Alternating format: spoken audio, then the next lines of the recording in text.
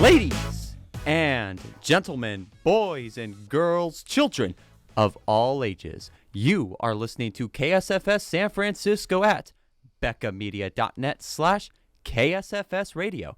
KSFS is a service of the Broadcast and Electronic Communication Arts Department at San Francisco State University, some rights reserved under Creative Commons license.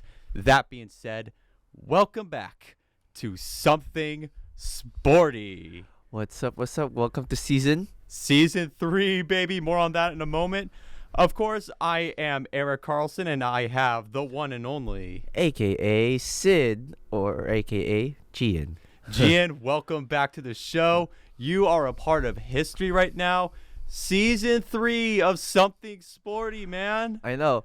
At first, I told Eric when we ended Season 2, we thought I wasn't going to be in this class because I found another class, but that class didn't really work with my schedule. So I was like, hey, I have one more class that I can take, and I'm going to take the same class again. So I surprised Eric on the first day, like, he wouldn't expect me.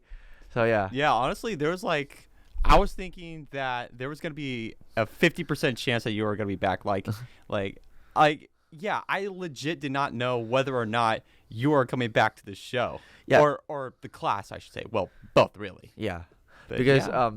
during that time when I was picking my classes for last semester, everything was already set up, but last minute the teacher changed the schedule and like, oh, this is not gonna work for me. It was like it went to Tuesday. He changed it to like a Thursday.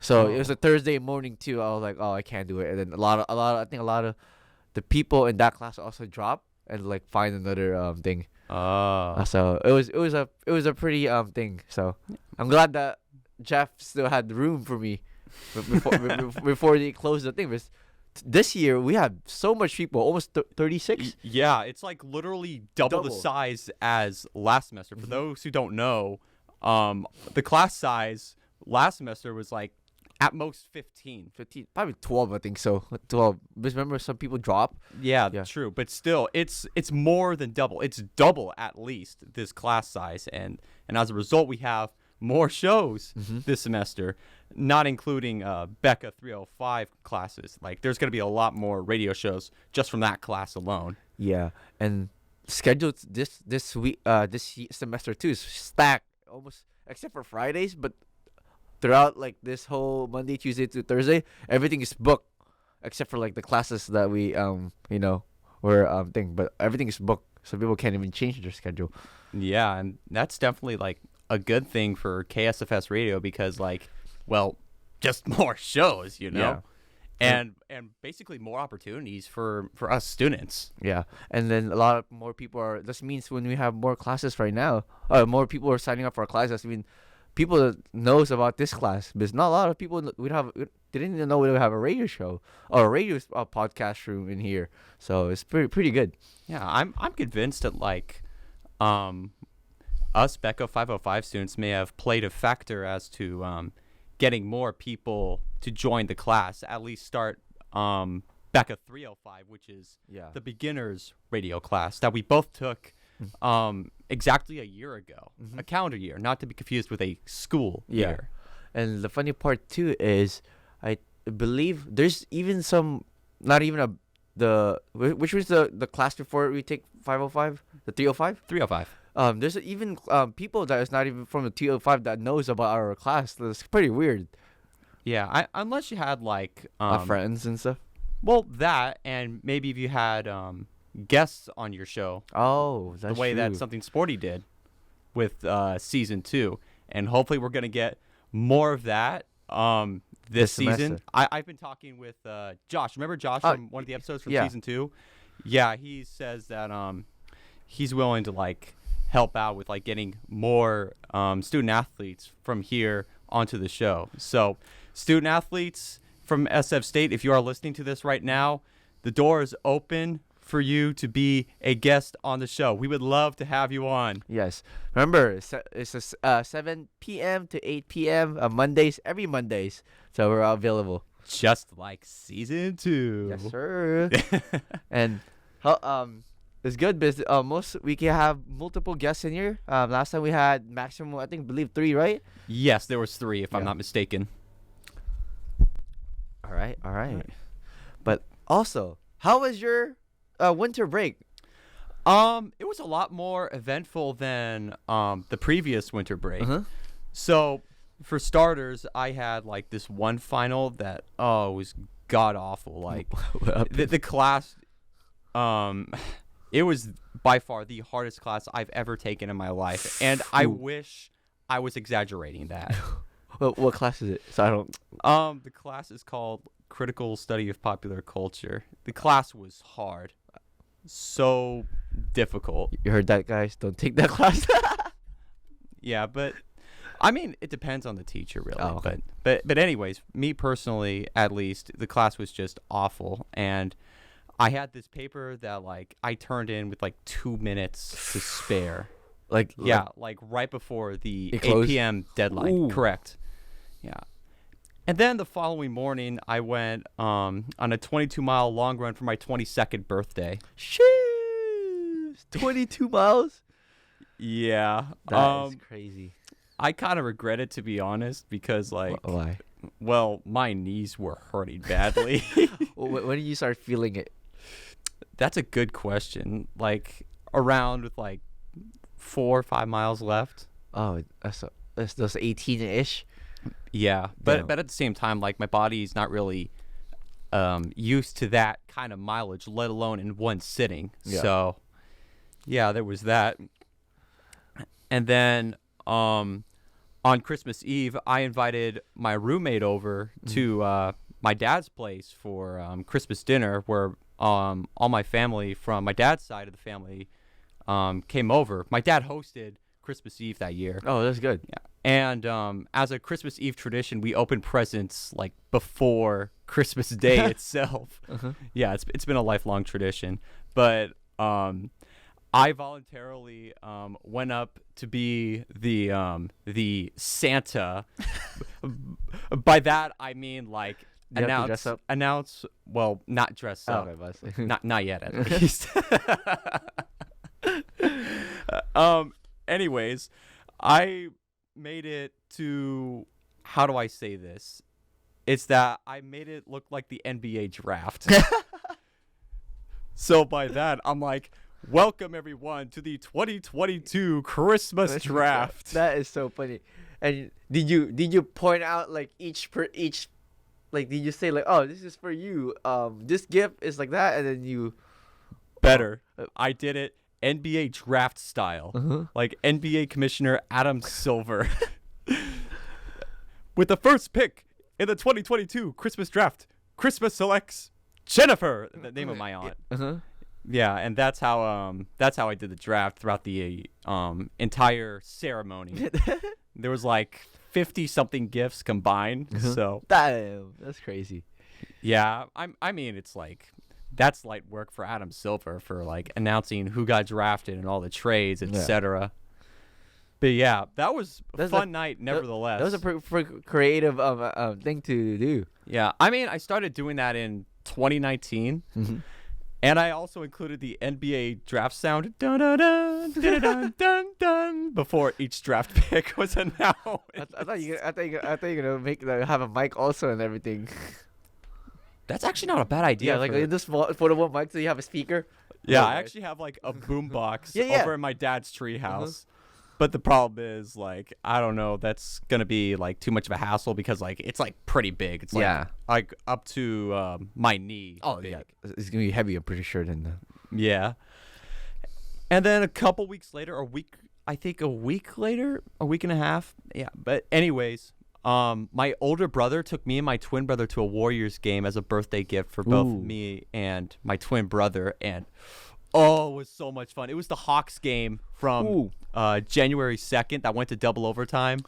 Oh, that one. Yeah. That one went crazy. Yeah, like, it was insane. And but I think one of my either managers or a coworker went to that game, and they said, I'm trying to go home, but this game is so intense because you have work the next day. Yeah, and next to us was this guy. He was like probably drunk, like really drunk. Yeah, like this guy was like dancing around all over the place, and he said like he like he dropped $700 on the Warriors to win, and he was like freaking out too. I would bet too. Understandably so. Yeah. I would not even probably sit down if I'm losing like that much money if they lose. Yeah, but Clay dropped 54 points. Kevon Looney with a double-double that night, 20 points, 21 rebounds, including the game-winning rebound and layup. Jeez. That's crazy. Crazy. And that game made me hate Trae Young. Arguably the NBA's biggest villain, but that is another topic for another time.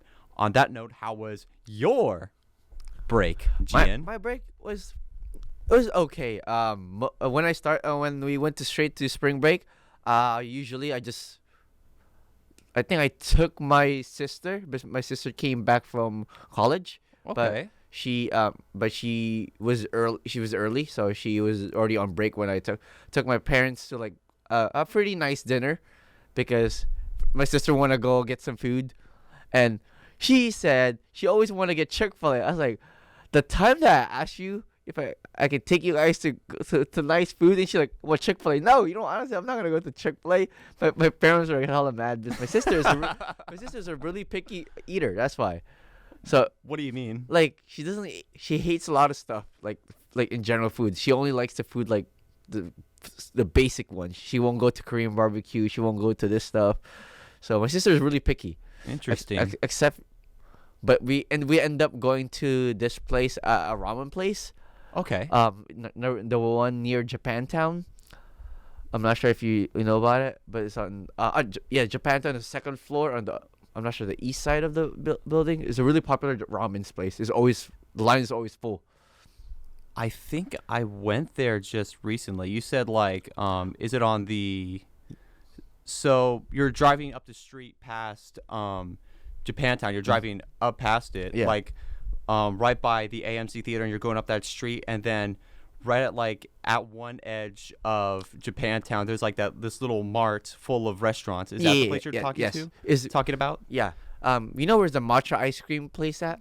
I think so. It's basically the same building, but it's the second floor. Yeah, I think I went there. It looks familiar. It looks all the places there looks the same. So yeah, but took him there. I was surprised that she actually loved it, because since a picky eater but my dad wanted ramen. Of course he's gonna say if he wants it, he decides, even though I'm driving. What was the name of the place? Ramenagi or something like that. But I'll show you later. But it's pretty good. I think I went there before, and I had their takoyaki. Yes. So good. That was so good. That's my mom. That's what my mom got, I think. So basically that, and after that I just worked, and I think I just went to a festival on New Year's Eve. Okay. But it was kind of a flop because it started raining. Oh, that's right. And then puddles. The puddles is crazy. Like this one area where the tent is dry, but the moment you go out, it's like raining. And then at first my shoe was dry. Ready? My shoe is dry. After 10 feet, I step on a puddle. I was like, oh, it looks not that deep. I step on it all the way to my ankle. I just gave up. I'm like, and the whole time I'm like, wait, up to your ankle or up to your knee? My ankle. Oh, okay. That's not bad per se. But like my socks are wet. Both of my shoes. I don't. Yeah, and then like the whole time I'm like walking to the car, my shoes like, and my socks are like just wet, and then I have to throw the freaking. I'm wearing white socks. It was brown, so I just throw it away after I got home. You just straight up threw away? Yeah, a sock in the trash. Yes. Why did you just like throw it in the wash? Because we were at the Airbnb and there's the wash. Oh. Yeah. Okay, that makes sense. Yeah, makes sense. Yeah, and then it was just raining, and then so much. It was traffic, and there's a couple accidents leaving the venue because I don't know what happened. So yeah, before we get the event ended at 2. We didn't get home until like 4 in the morning. Yes. Oh. Yeah, it was bad. So much traffic. They blocked out the roads. I was like, I think I fell asleep. Thinking I wasn't driving. I just fell asleep in the back. I like woke up. I was like, huh. Where are we? Huh? But yeah, that's. But I had a good winter break. Yeah. All right. On that note, let's start with some shout-outs to our teams. Ooh. So first, with track and field, on February 10th and 11th, the women's track team went up to Allendale, Michigan for the Grand Valley State University Big Meet, where one of my own teammates, Annika Pettinger, in her first indoor track meet, ran a 5:13.82 mile. 5:13? 5 minutes, 13.82 seconds, which is good for fourth all-time in school history. That's crazy. And she's a freshman, and she's already doing that. It's incredible. Bro, she about to hit 4 minutes before you go to senior year. I'm pretty sure she can beat that if she's making that much record already at a freshman. Oh, yeah. Yeah. Needless to say, she has a very, very bright future ahead of her. Yeah. Meanwhile, Essence Jackson placed second in both the long and triple jump, achieving personal best marks of 5.36 meters and 11.15 meters.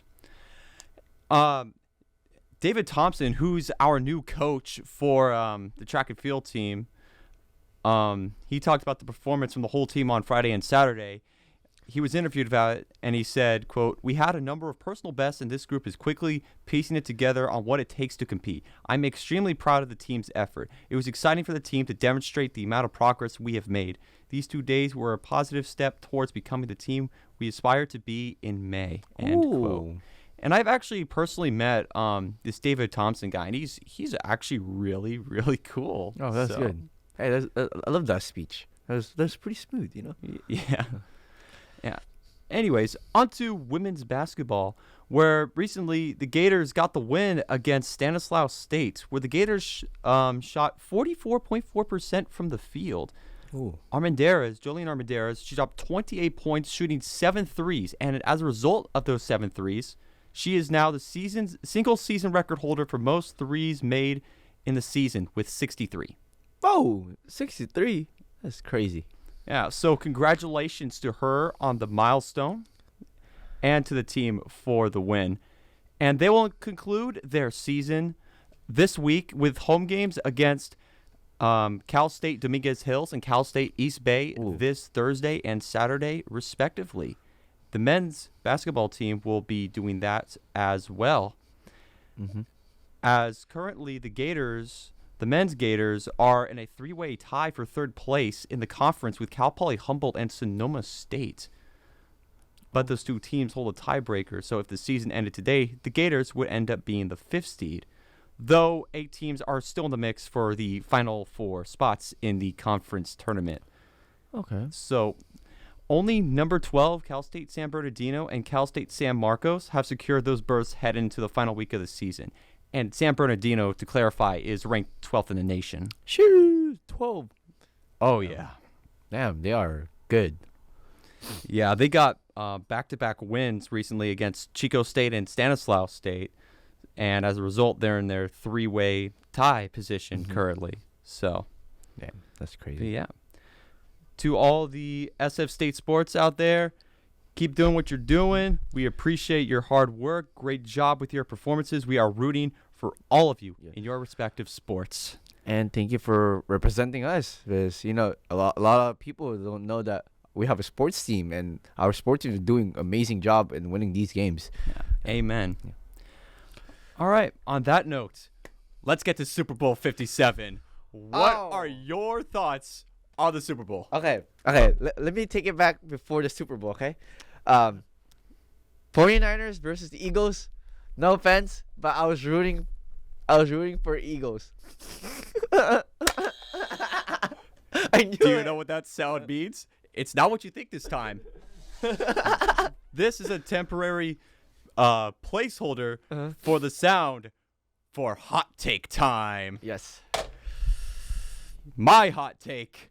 The 49ers are the unluckiest team in the NFL right now. Yes. Oh, you actually agree with that? Wow. No, I agree. Because, okay, my opinion is they lost to the Eagles because they don't have a quarterback. They're in their their fourth quarterback because they lost their last quarterback got injured. And who is the last quarterback they trying to make as a... It was Johnson. They're like... I think Jacob Johnson, that's his name. Yeah, I was like, you have no... In my opinion, if they did have the complete team, I think they could have beat Eagles. No, not gonna lie, but they're like, I don't know. Yeah, and like Johnson had not one, not two, not three, but 4 different stints with the 49ers. 4! Like, that's crazy. It's so sad. And what makes that situation even worse with the NFC Championship game is that if worse came to worse, Juszczyk would be their emergency quarterback. Yeah, apparently it was that bad for the 49ers that game. Yeah. So, see, that's why I agree with Eric that they have the unluckiest, like, just team at that point. Yeah, they made it to like finals, but like if you don't have a complete team, then it's hard for you to win that Super Bowl. And like for several years, like following their loss in the NFC title game against the Seahawks in back in 2014 with Richard Sherman's like iconic interception, and like trash talking Crabtree in like a post game interview, the Niners were like mediocre starting in 2016, and then 5-11 the following season, and then the Niners got worse, far worse, going 2-14 in the 2016-17 season. Yeah. Following season had a bad record, but ended with a winning streak, including an upset against the then like solid team in the form of Jacksonville, who had the best defense in the league at the time, and went all the way to the AFC Championship game against the Patriots, where they lost in controversial fashion. But that's completely besides the point. 2018, they were still pretty bad. They went 4-12. The next season, they ended up going 13-3 with Jimmy G. Yeah. But ended up choking in the Super Bowl against the Chiefs. Yeah. And then 2020, 2021, they had a bad season, but they somehow made a remarkable playoff run, making it all the way to the NFC Championship game, only for Jimmy G. Oh, it's 2021-22, excuse me, to throw a game-sealing interception against the Rams. But to be fair, like a couple plays earlier, when the Rams had the ball, I forgot who it was, but that guy was like a couple inches away from having like a game-sealing interception. Like he was just like a couple inches off from like the ball. Like it was like right in front of him, but a couple inches too far for him to catch, unfortunately. That's true. This year was pretty bad where until well so we thought. Yeah. They ended up they were probably the biggest surprise in the entire league. Yeah. Though. After losing 2 main quarterbacks. Yeah. And like when Brock Purdy came in, oh my god, they won 10 games in a row. Yes. I was surprised. I thought they were gonna lose like to Cowboys. But Cowboys are pretty good too. But they beat Cowboys pretty good. Okay, let's be real here. The Cowboys are postseason flukes. Have the past couple of playoff seasons not prove anything to us, Gian? I mean, better than the. But I heard that Cowboys are on like the top 500, whatever. Well, my coworker was saying, but they're like for winning percentage all time, or I'm not sure what he's saying, but something like that. But they said they're gonna lose to Cowboys, but they took the dub for that one. Because my coworker is a Cowboy fan. I remember you telling me that. Anyways, yeah, it was great. They had like a great playoff run, but sadly, Jalen Hurts had different plans in mind as they just straight up smoked the 49ers that game. But yeah. So when are the Niners going to have an opportunity to at least make it to the Super Bowl again? Or even win it all, especially that? Like, what things go completely wrong for them, like, all the time now. Like it's I hate to say that, but it's safe to say that, you know? It's just terrible. Like, so when will these woes end for the Niners? And the funny part too, I heard that this one, I'm not sure what I heard, but they said the 49er fans are the most like dedicated fan in that's what I heard. And they said even though they know they're gonna lose from the previous year, not this year, from the previous year, even though they're doing bad, a lot of 49ers fans still go to the game and support their team. Oh, yeah. Yeah. Yeah. I almost thought you were going to say toxic. I'm like, I beg to differ because I know 3 franchises who have very toxic fans. I'll say it anyway. The Cowboys, the Eagles, the Raiders. Ooh. Toxic fan bases. Okay, another note is, who are you rooting for? The Eagles or Chiefs? Good question. For me personally, I was rooting for the Eagles. Same. Because Mahomes. Yeah, that's true. And also, Chiefs they always make it at least somewhat like to the finals or the Super Bowl. Yeah, the Chiefs have been on like a roll for the past 2019, 2020, 2022, like the past 5 postseasons. Yeah. Like since Patrick Mahomes' second year, they've always made it to the AFC Championship game at the very least. Yeah. So that's why I was rooting for the Eagles, even though, but yeah, like what? That's a good point of view. So I was rooting for them, but I don't know what happened. That game also made me kind of mad because I made a bet and I lost money. Oh dear. Oh bother. Disney, please don't sue me. That's me. That's me. When I was like, it was like the last 4 minutes. Last 4 minutes. And the ref made that like call that was like, oh, what? I know which play you're talking about. The grabbing. Yes. The grabbing call. I was like, that eventually sealed the deal for the Eagles. Yep. And not in their favor. It was so bad. They were doing good in the beginning, and then in the end, they just flop. I mean, that's Mahomes for you. To be fair, I mean the guy is like almost synonymous with comebacks. Mm-hmm. Like he was proven time and time again. Like yeah, he's been capable of doing comebacks. For example, a couple of years ago in the divisional round against the Texans, Chiefs were down 24-0. Guess what happened? Came back and smoked the Texans. Jeez. Super Bowl 54. I already told you what happened. And then they beat the Bills in the playoffs. They were down by 3 in the final minute. They won in overtime in the 2021 AFC title game. And they were down 10 in Super Bowl 57. And they made a comeback. And apparently it was tied for the second largest second half comeback in Super Bowl history. That's crazy. Yeah. It's crazy what Mahomes is capable of doing. More on that in a moment. In my opinion, Super Bowl 57, good game. Yeah. In fact, that was like one of the best games I've ever seen. Yeah, it was neck to neck. Yeah, it was crazy. Just 2 young quarterbacks just duking it out with each other with their respective teams.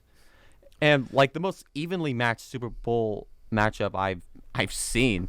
Both teams have they were both the number 1 seed in their respective conferences. Both teams had a 14-3 record, 16-3 if you include playoffs, not 17-3 given they both had first round byes. 6 Pro Bowlers, and each team had 1 Kelsey brother. Oh yes, I've seen their mom. Yeah. Half half Eagles, half Chiefs. And the same for her shoes. Like she was getting interviewed in the pregame, and like she showed off her whole fit. Yeah, that's crazy. And I think her one of her son was like, "Mom, would you do the coin flip?" But like something like that. But I'm not sure if her mom agreed to do the coin flip. There's like an interview of one of his kids asking if her mom can do the coin flip for like the actual Super Bowl. Yeah, Super Bowl. Yeah, it's pretty cool. Yeah, but interesting. I was a proud dad, a parent, mostly a mom. Both of your son is competing for Super Bowl.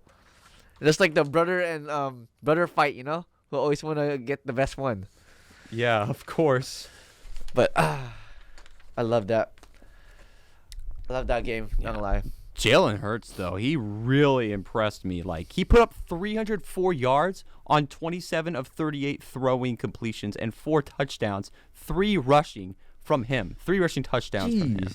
I think that's some kind of Super Bowl record, if I'm not mistaken. And another takeaway for me, though, is the halftime show with Rihanna. Okay. Props to her, even though she's pregnant. Yeah. Like she still did it, but mostly you're pregnant, and there's a lot of a lot of time to put those stuff, even though, but you don't want to always be tired when you're pregnant. You always be resting. I mean, like, no one really knew that she was pregnant again until after the Super Bowl happened. Oh, really? Yeah, like no one had a clue until there were like rumors popping up like Rihanna's pregnant again, and then like I saw on like ESPN and World Star that a representative confirmed that she was in fact pregnant with a second child. Oh, okay. I didn't even know. I thought everyone already know she was pregnant.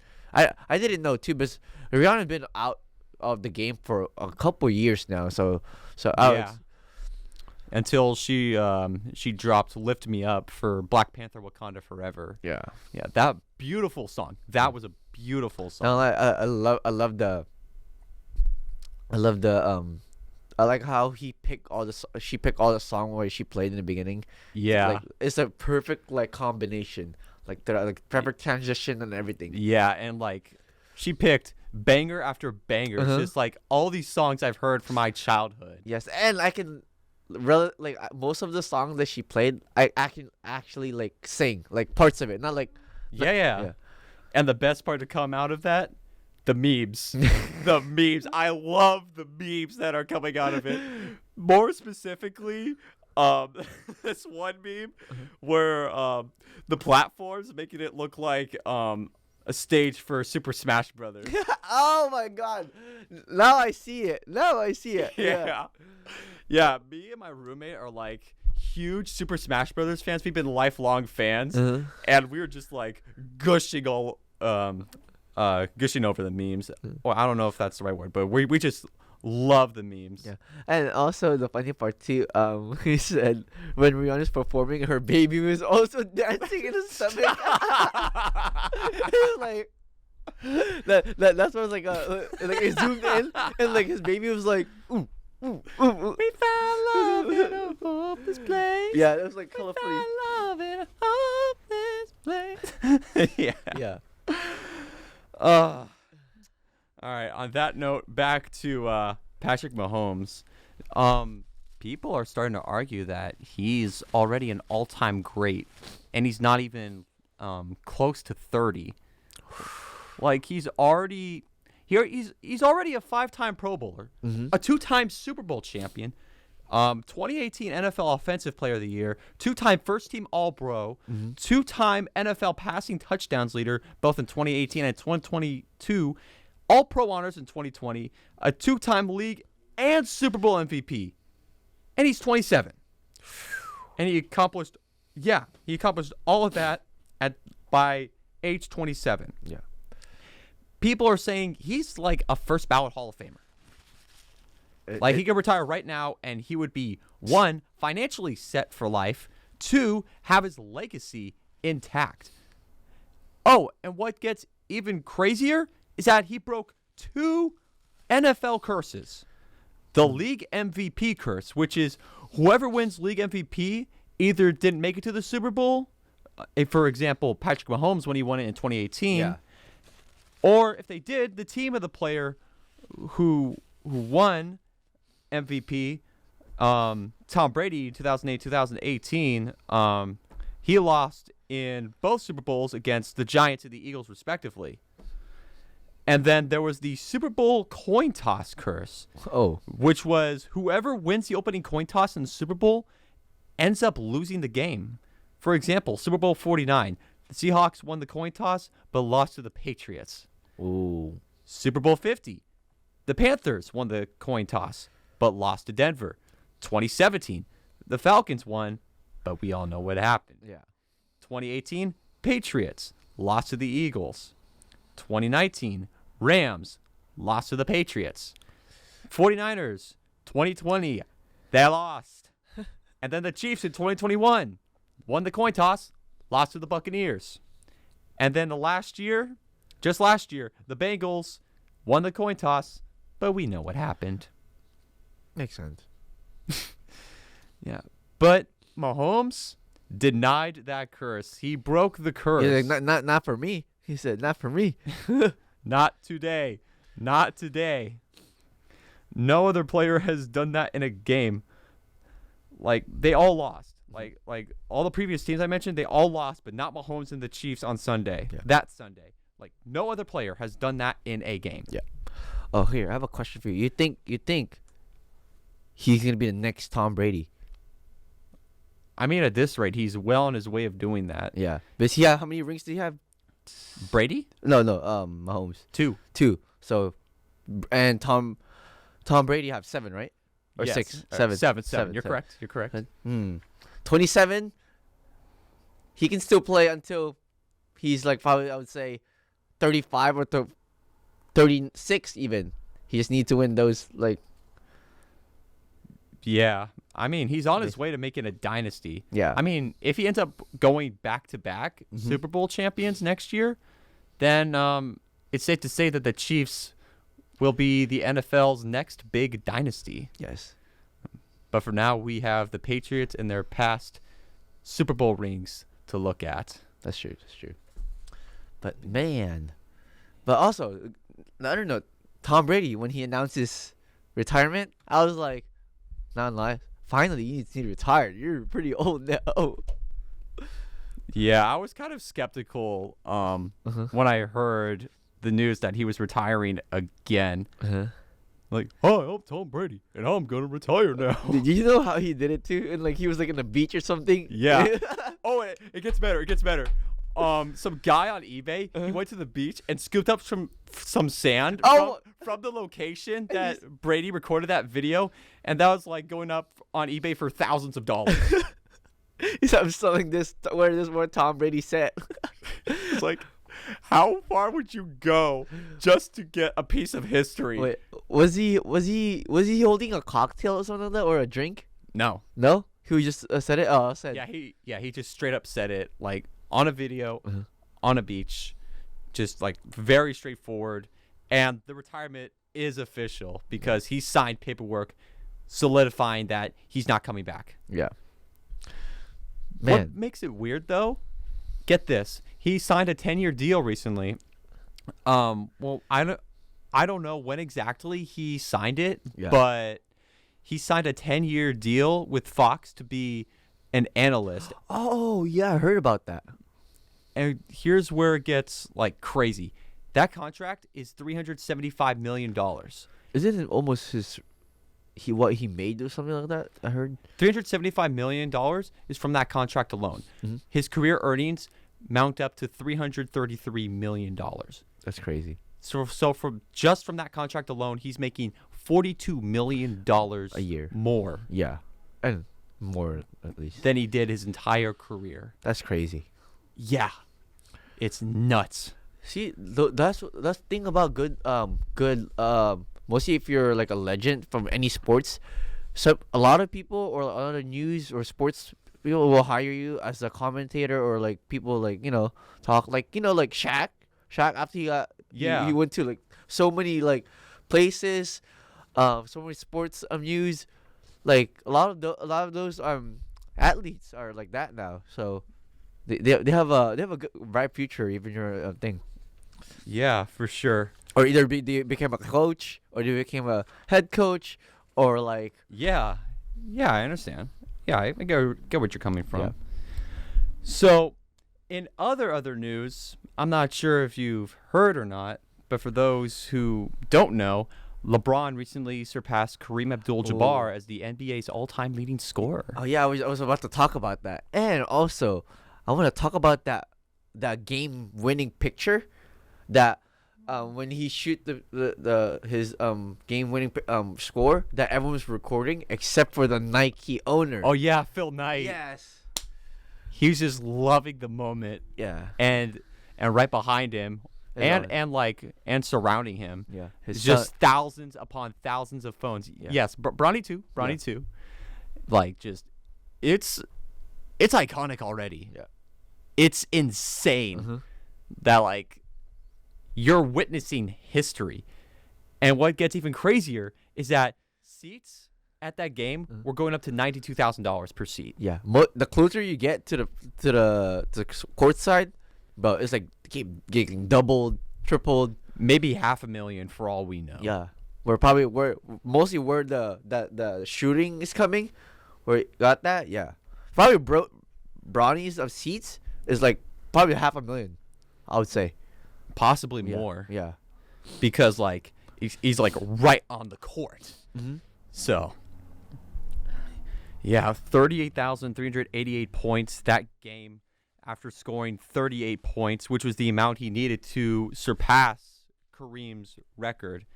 And of course, that's more than any other player in the history of the game. But that moment was overshadowed by a loss against Oklahoma City. But yet, understandably so, the scoring performance got more attention than the Thunder's win. So makes sense. Yeah.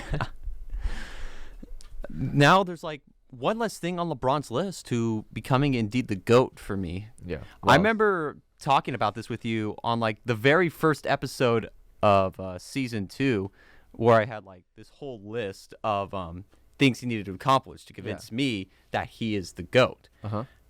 Sure, he accomplished one thing. However, he has 5 more to accomplish. 1, become a 6-time NBA champion. 2, win 6 regular season MVPs. 3, win 6 finals MVPs. 4, win 4 All-Star Game MVPs. 5, win 11 scoring titles. Michael Jordan, FYI, has the most with 10 scoring titles. God damn. And currently LeBron is on pace for his 2nd scoring title currently. I mean, so I don't think he's going to get that. Unless somehow, some way he manages to keep balling at the age of 47. Ain't no way. That would be insane if LeBron is able to do that. Yeah. I mean, as much as I hate LeBron, I got to give him credit where it's due, because that's insane, because he took up nearly 2/3 of his life just to get to that point in his career and his life. So that's dedication to his thing. Absolutely. What he loves. Yeah, like love him or hate him, you got to respect him. Yeah.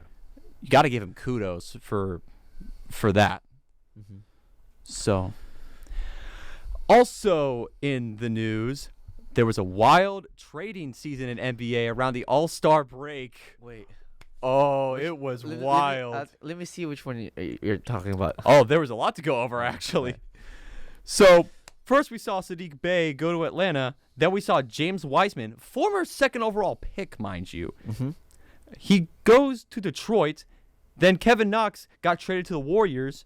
D'Angelo Russell got traded to the Lakers. Mo Bamba goes to the Lakers for Patrick Beverley. Patrick really tweeted that him and D'Angelo reunited, only to get traded hours later. Wow. That tweet did not age well. Yeah, it went.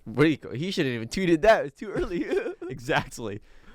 But to be fair, like, he didn't know if he was going to get traded or not. Yeah. So you never know, you know. Anyways, Matisse Thybulle gets sent to Portland. Milwaukee, George Hill and Serge Ibaka. I don't know why I said Milwaukee. George Hill and Serge Ibaka go to Indiana.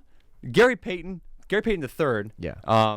Returns to the Warriors, but recently, he nearly messed up the trade because of a failed physical. Like, recently he got, he was injured, but the doctors over at Portland were like telling him to just play through. And I am blanking right now. The knee got worse. It got more aggravated. Oh, okay. So he kind of forced it because the doctor told him to keep going, and he'll be fine. But it got worse. But the good news is, it's been cleared up. He's back on the roster, and he'll be back to play whenever that may be. Josh Hart, he goes to the New York Knicks. Russell Westbrook was traded to Utah, but earlier today I found out from from Wojnarowski, I think. Westbrook following a contract buyout with Utah, he signed with the Clippers. He's now with Paul George and Kawhi. Oh. And because of that, the Clippers now have the 5th best odds to winning the NBA title. Ooh, that's pretty good. Behind Denver, Phoenix, Milwaukee, and Boston. The 4th best to the best odds of all of winning the NBA title, respectively. Hey, I would not blame them. Yeah, but who knows if Westbrook's going to work out with the Clippers. Yeah, he still needs to get used to teams. Isn't it? Yeah, he got on the team just today. So, yeah. But the most shocking trade of all, well, the two most, I'll start with Kyrie Irving getting traded to the Mavericks, and from Brooklyn to Dallas and vice versa. Brooklyn received Spencer Dinwiddie, Dorian Finney-Smith, and a 2029 first-round pick and 2 second-round picks in 2027 and 2029. And Kyrie Irving, he put up like a 24-point performance on his first game with the Mavericks. So, pretty good. Yeah, so far. But the most jaw-dropping of all, like the most blockbuster trade I've heard since Paul George getting traded to Oklahoma City and Chris Paul getting traded to the Rockets when he was on the Clippers. Kevin Durant traded to the Suns. Ooh. Is it going to be... Frick, I'm blanking out. But that one in my Twitter, when he got traded, it was blowing. You just straight up Kevin Durant. Every single one. I was just like retweeting it. Like, I got the message from one of my friends back home, and like, I was like doing my homework, and then I get a text message on my watch, and it says Kevin Durant went to the Suns. I'm like, no. This is not happening. I'm like, oh my God, no. I thought Kevin Durant was fine with Brooklyn because earlier that day, I should say, there was like these like posts about Kevin Durant, having the team like work around and build around Kevin Durant. Plot twist, they send him to Phoenix. And there is now a big three in the West in the form of Chris Paul, Devin Booker, and Kevin Durant. All shooters. There's all shooters right there. Probably the biggest threat in the entire league right now. Mostly Devin Booker. Oh, my God. And Kevin Durant, who's like one of the best scorers in NBA history. Yes. It's crazy. That's like the peak of like, I would say, like the big three from Miami, James, from Miami, you said? Yeah, or back. Oklahoma City. No, like way back. LeBron James, the big three. They said Chris Bosh and whatever. Yeah, LeBron, Chris Bosh, and Dwayne Wade. Yeah, that's like the big three for Suns. I would say. Yeah, I would compare it like that. Well, let's see what happens if, in fact, the Suns win the NBA title this year with the big three. Well, speaking of a big three, here's another hot take of mine. The big three in Brooklyn ended up being the most disappointing big three in NBA history. They got nothing accomplished. They barely played any games together. They didn't even make the Eastern Conference Finals. And when they were playing in Game 7 of that, in the 2021 Eastern Conference Semifinals game, Game 7 against Milwaukee, neither Kyrie or Harden, well, Harden was there that game, but not Kyrie Irving was there that game. And they lost. Damn. And they barely played any games afterward, all three of them together, I should say. And like when they made the playoffs, they just got the boot quick. Sheesh. Yeah, it was bad. Really, really bad. Well, the Oklahoma City big three from like 10 years earlier at the time, so 2011, like they got stuff accomplished in the form of Russell Westbrook, James Harden, and Kevin Durant. Oh yeah. They made it all the way to the NBA Finals, but lost. So you can argue, or I can argue, that they are a more successful big three than this Brooklyn big three. But now it's nothing. They don't have any all-stars on their team anymore, the Nets. They got no one. Yeah. Well, no stars, that is. Yeah. Harden's in Philly, Kyrie's in Dallas and Katie's in Phoenix. So, but man, yeah. All right. After that little tangent, what do you have? You basically said everything. I was talking about the LeBron, the. Oh, actually, I do have one. I was for the All-Star game recently. Oh yes, I was just about to dive into that actually. Does that go? First, I want to ask who are you reading for? Giannis team or LeBron? Team Giannis. No Same. questions asked. Same. Yeah. Okay. I also want to talk about is the amount of crazy like dunks on Giannis team. It was like Jason. Is it Jason? Jason Tatum. Tatum. He just like looping the ball and just dunking it, and I thought he's gonna break the what's that called, the board. But he started shaking. Oh, like, oh my god! And there was this one dunk where like LeBron was like jumping up. He was just like, wee, and then just. LeBron just got out of the way as Jason Tatum dunked on him pretty much. Yeah, he was going there, and he just like everyone. The moment he dunked, everyone just go away. He didn't even try blocking it. Like Tatum's like, ah, and LeBron's like, wee. And also, shout out to Jason Tatum for beating Anthony Davis All-Star games. Yes, record at 55 points. 55 points, All-Star game record. He appropriately won the Kobe Bryant All-Star Game MVP for that performance. Well-deserved on his end. And LeBron finally lost since the start of the new All-Star Game format. Yes. That's his first loss since the start of the format, I should say. He is now 5-1. Damn. Yeah, it's a... Yeah, he did beat, the highest score of the NBA, but... He can't win it all, True. But in general, I think a lot of people are rooting for Giannis teams anyway. Yeah, sure. All my friends too. They were talking about it recently. They're like, "Well, who do you got for the All-Star game?" I said, "I'm going for Giannis." Yeah, we need some new faces in there. I'm saying. Yeah, it was a pretty unique approach this year because they did the draft like the night of the actual game. Really? Yeah, right before the start of the game, they had the trade or the draft go on. Like they had all the All-Stars in the back, and then like in the front where it's like set up like a presidential debate. Oh, really? Now I need to watch that video. Is there a video for that? Yeah, there's like a ton of videos on that already, and there's like LeBron on the left and Giannis on the right side, and then like they just made it look like the presidential debate. You this side. You this side. Yeah, just like I select Damian Lillard, and then I select what was the first guy you selected? Anthony Edwards. LeBron selected Anthony Edwards for the first pick, and they were just like cutting each other off from time to time. So yeah, it's kind of reminiscent of the 2020 presidential debate. That's pretty cool how they did it on that night of.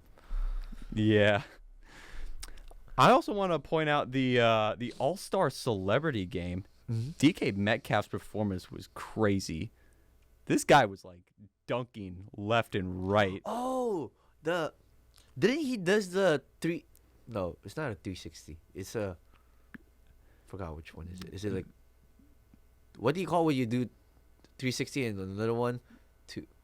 Like he's won like twice, but I'm not sure which one. What do you mean? For the dunk, are you talking about the dunk? No, the All-Star Celebrity Game. Never mind. I thought you were talking about the dunk contest. Yeah, but I'm saying that DK Metcalf was dunking all over the place. He dropped 20 points and 10 rebounds. God. He dropped a double-double during the game. That's crazy. God. It's crazy. And mind you, this guy has a 40.5-inch vertical. Jesus Christ. Yeah, this guy is insane. DK Metcalf. Yeah, but what was the team that won? It was 81-78. Oh, it was Team Dwayne Wade. Dwayne Wade had a team that had DK Metcalf. So In the final seconds, there was this wrestler named The Miz. Like, he hit a half-court shot, like, in the final seconds. Oh, yeah, I seen that one. It was trending for a little bit. But unfortunately, it didn't count. But still, that was crazy that he made a half-court shot. He just, like, chuck it there, too, and it was like... Yeah, just a Hail Mary chuck at that rate.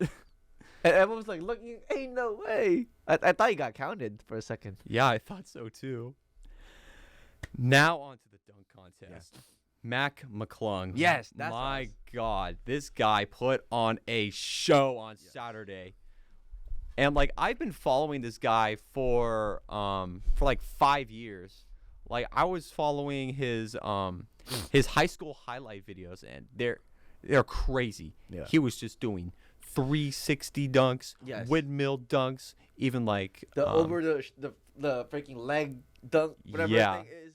Yeah, he was a high school phenom, and that ended up landing him on Georgetown's team, and then he transferred to Texas Tech, and then he went around the team, or the NBA, excuse me, and then he ended up landing on the 76ers, where he currently is, and then he just put on one of the most impressive dunk contest performances as of recent memory. Yeah, I think for he almost got... He didn't get a perfect score, but he got a perfect score for his second dunk or something like that. Something like that. Yeah, but it's crazy.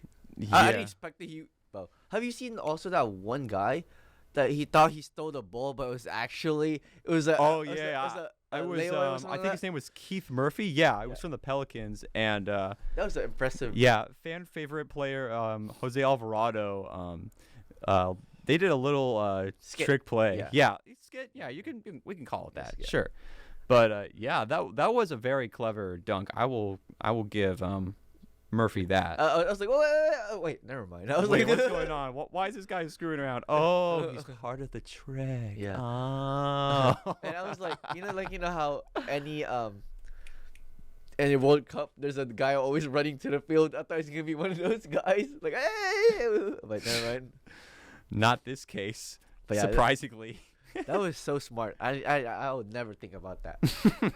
Probably even all the freaking judges too, like, oh, never mind. I thought he's gonna dunk too.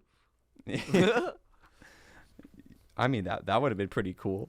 We have yeah. So the last thing I want to go over is, have you heard of the XFL? No. So it's this new football league that used to be WWE's answer to the NFL. Like it was a lot more wild football league in its first season back in 2001. It only had like one season. Like viewership was great for one point, but then just nosedived. Oh damn! And so it just crashed after that. Yeah, and because of that, like both NBC and WWE, it was like a joint project. They both lost $35 million on the league. Damn. I feel bad for those investors, whoever. Yeah. But it's been a whole process of trying to get that league back, and we finally got it this past week as the new, not NFL, XFL started its new revived inaugural season with Dwayne Johnson and Danny Garcia, co-owners of the XFL. And like this has been something like The Rock has been endorsing like for years now. Like it's one of his passion projects. And now The Rock? Yeah. Oh, damn. And now he's made it a reality, and now there's currently 8 teams in the league. It's split up into 2 divisions currently. In the North Division, you have the DC Defenders, the Seattle Sea Dragons, the St. Louis Battlehawks, the Vegas Vipers. And then from the South Division, the Arlington Renegades, the Houston Roughnecks, the Orlando Guardians, and the San Antonio Brahmas.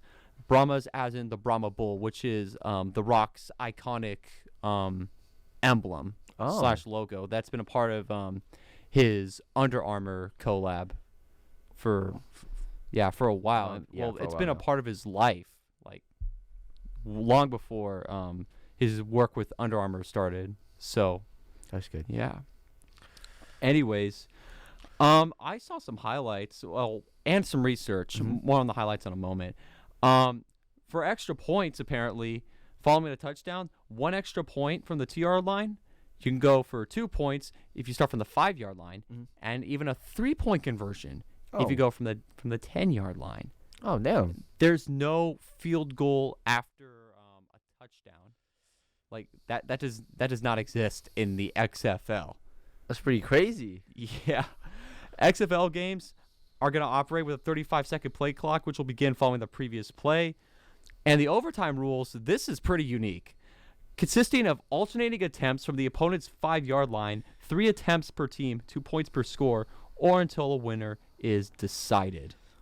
Oh, that's a pretty. Yeah. I would be. Yeah, it sounds a lot more intense Yeah.